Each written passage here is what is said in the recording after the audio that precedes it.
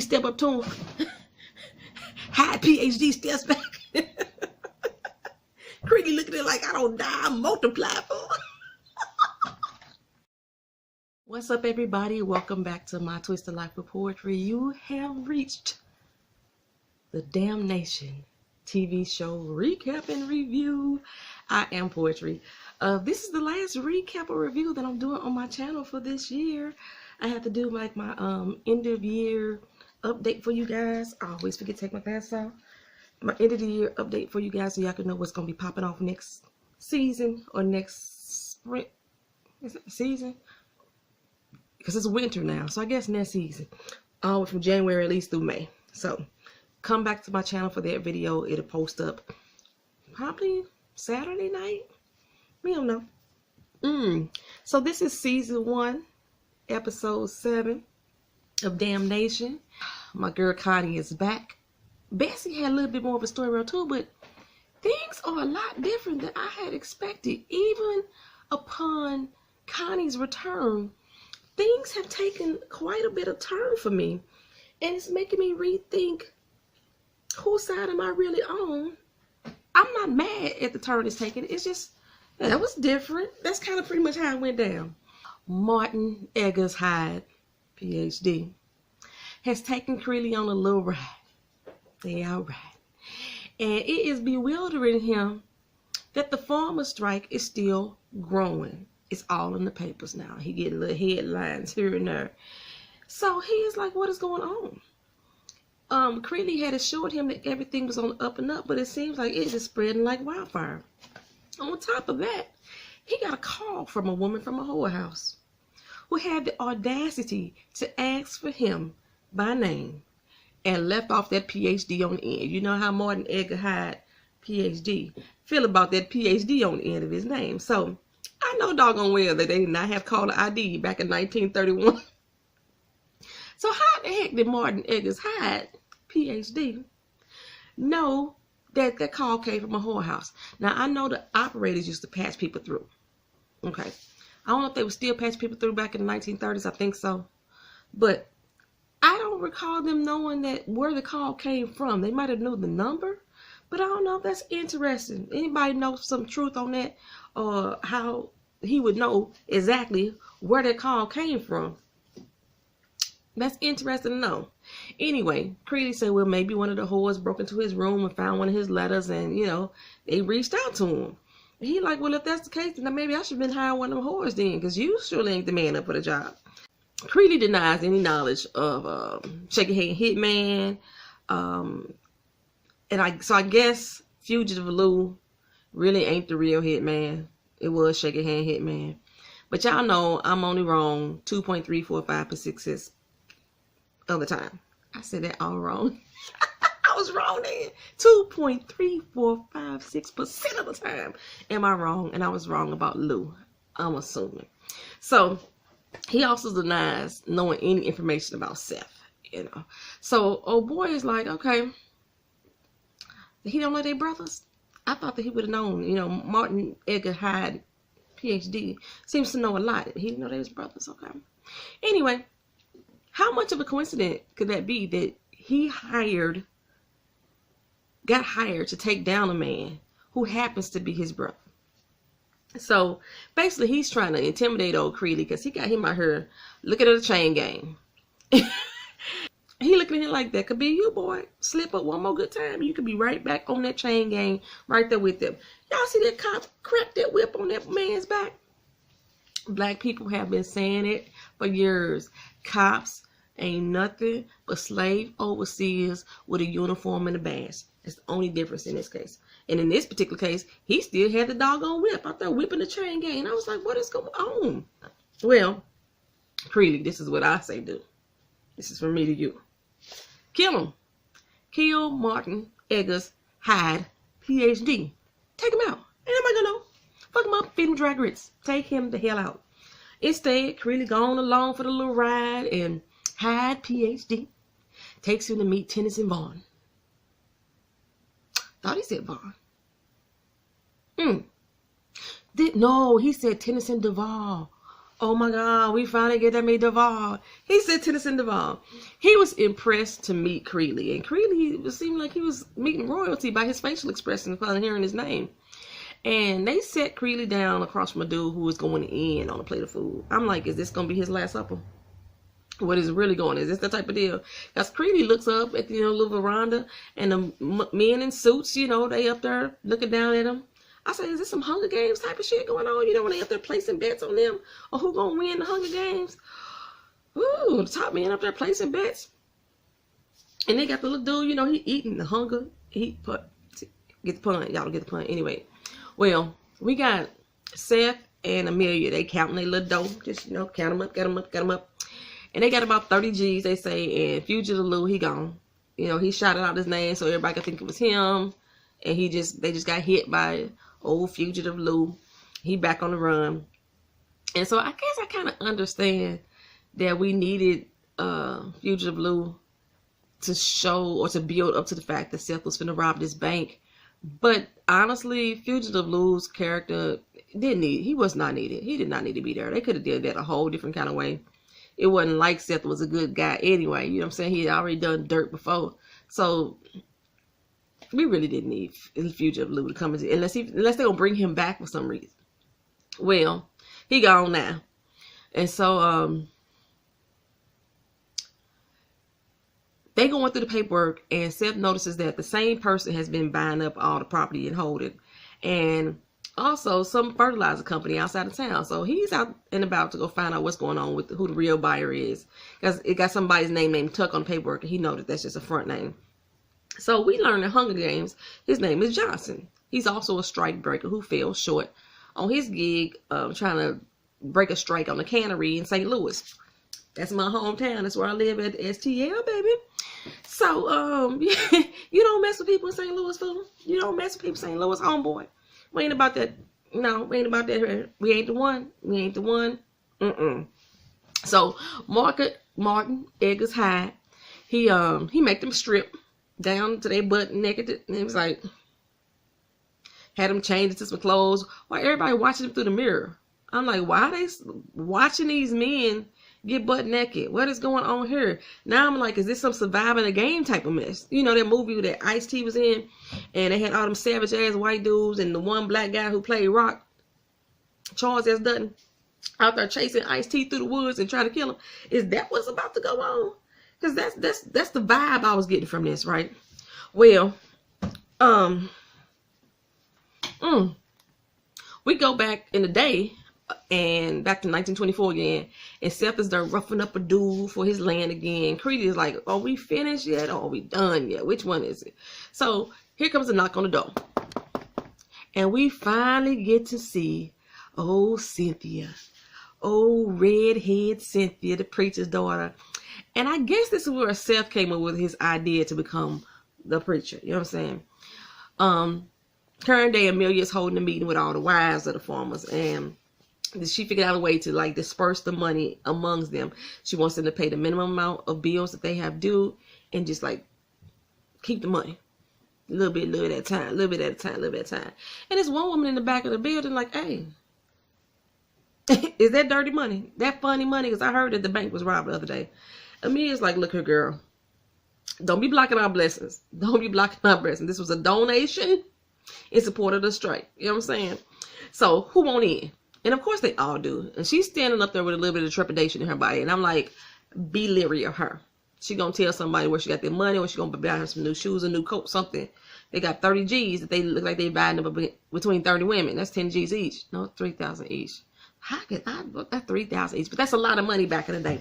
So anyway, Creedy and Johnson are made to lead two teams. And the prey, he said, it's poor people. And I'm like, what the fuck? They try to clear that shit up, and it really wasn't poor people. It's supposed to be just game.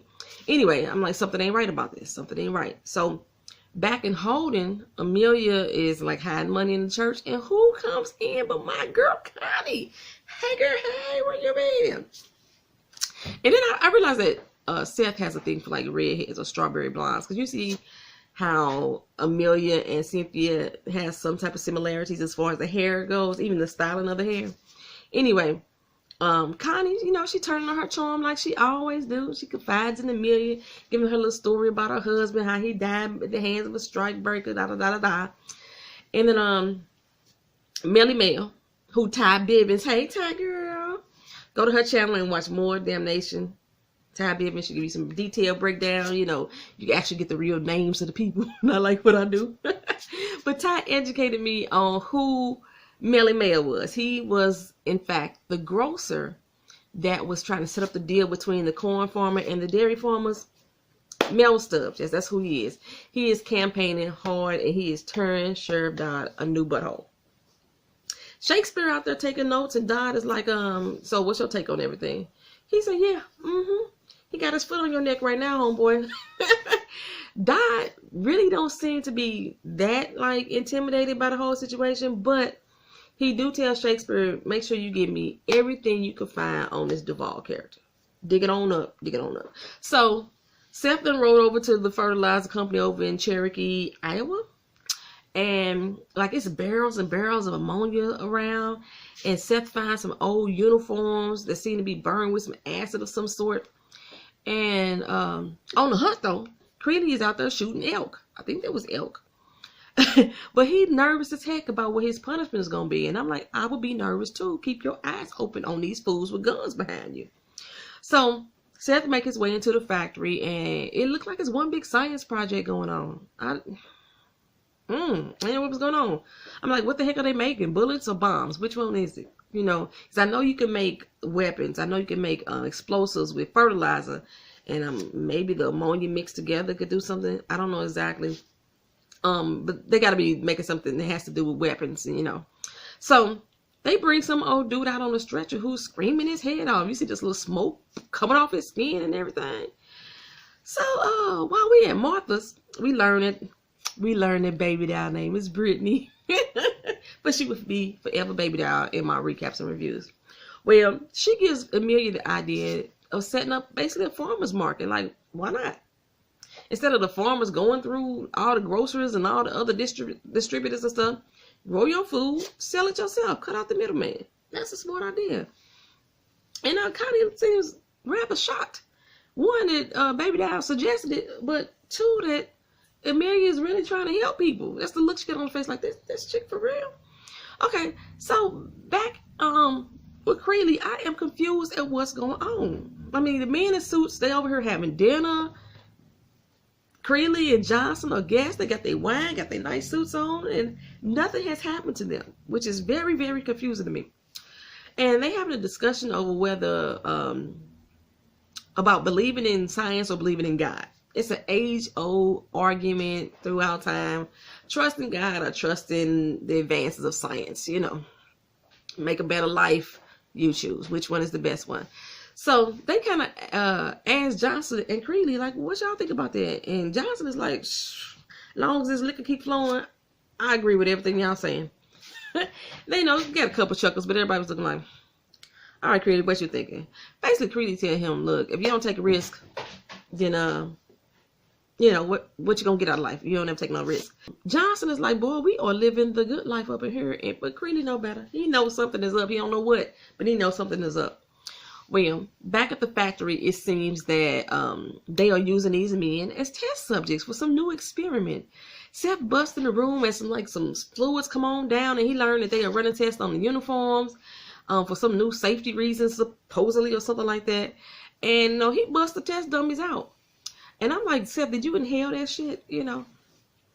Well, anyway, Seth goes to the church afterwards, back in the day, and he learns that, he can be reborn. Woo-hoo-hoo. Praise him. Praise him. So he chats with Cynthia afterwards, and then Creeley rolls up on him, and Creeley like, look, if I could find you, Pop scan too. Okay.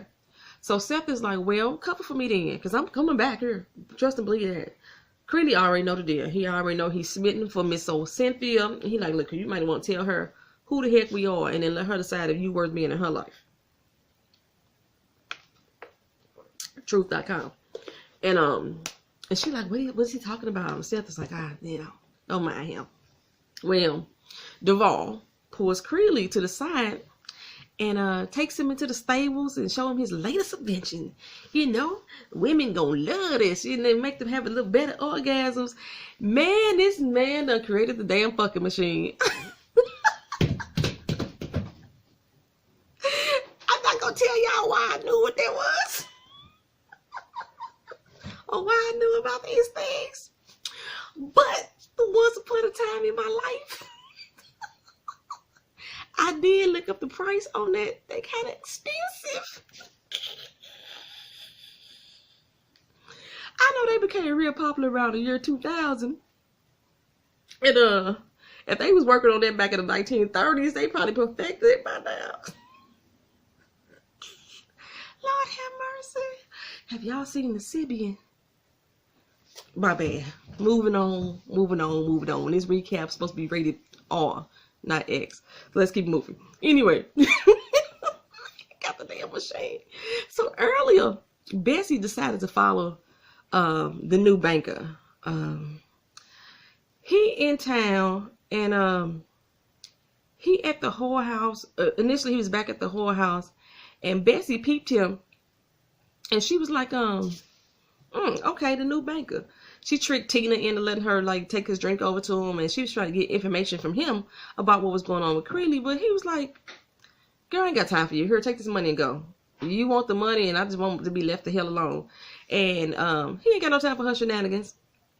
He don't seem like he a pushover like Crumple was. Oh my God, I'm just realizing that Crumple is no longer on the show. I am going to miss him unless they're going to bring him back later. I mean, the actor, Dan Donahue, he's my Twitter friend. Oh my God, I'm going to miss him. I was hoping to see more of you, Mr. Donahue. Oh, so Crumple is gone for now because I got this new banker in. I do not know what the new banker's name is. But,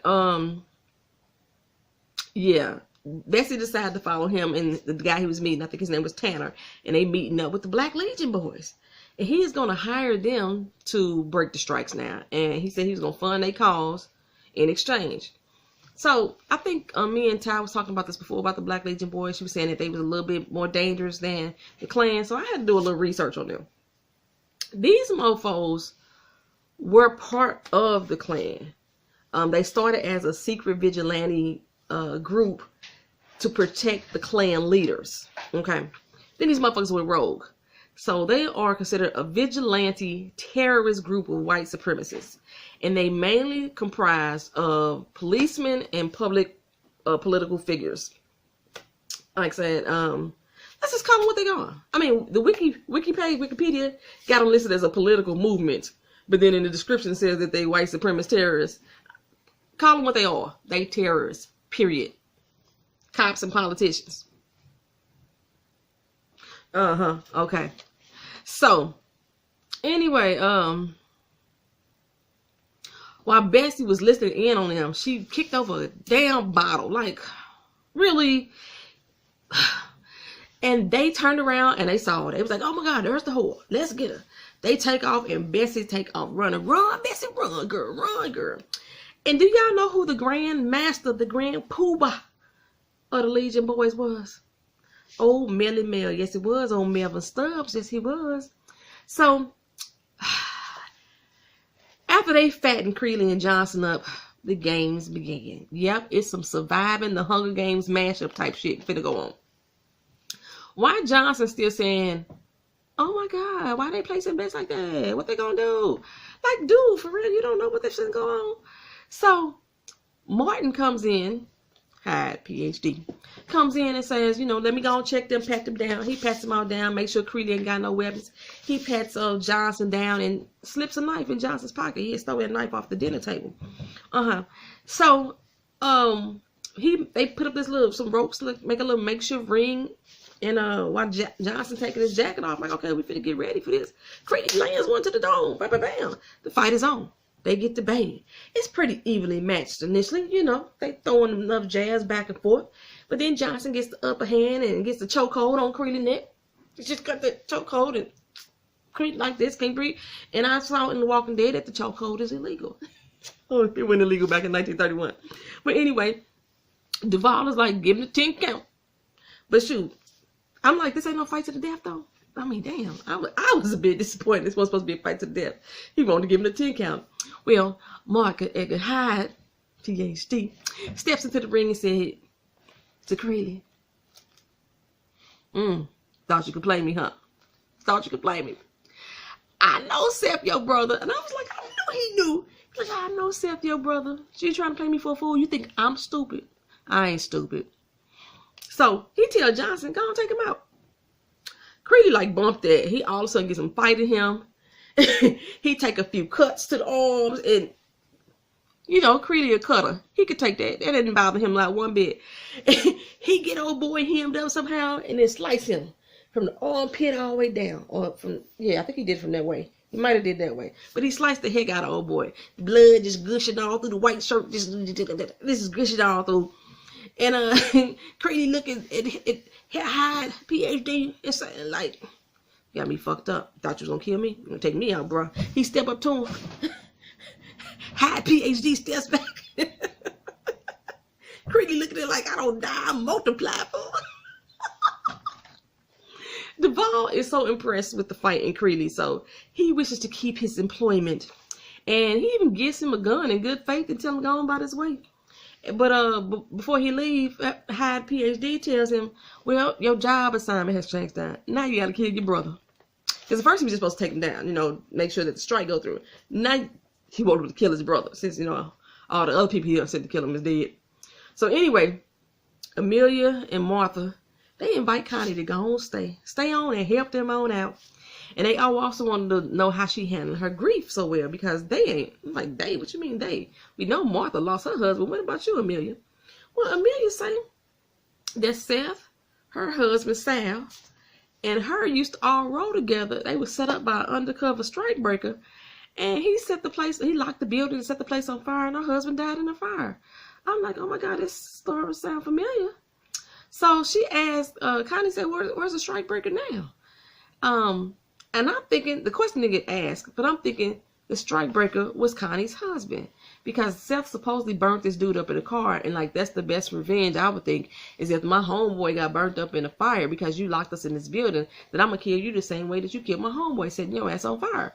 So I wonder if Connie's husband was this undercover strikebreaker.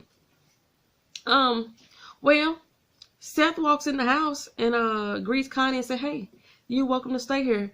And she seemed like a little bit in awe. Is that the right word? Smitten or whatever by him.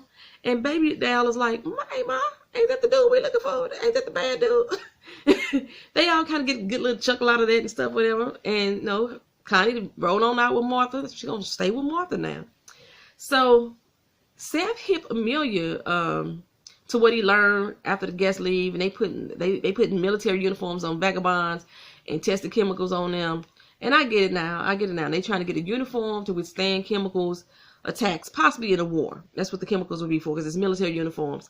And most likely they gonna try to use these chemicals themselves, and they trying to make sure that they men ain't gonna die from the chemicals. That's how the military be doing.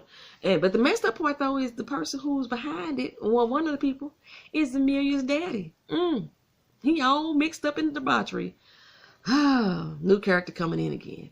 So Creedy walking down the tracks, heading back to Holden, I'm thinking. And Bessie, she's still running through the fields. You know, black people can run. She still runs through them fields.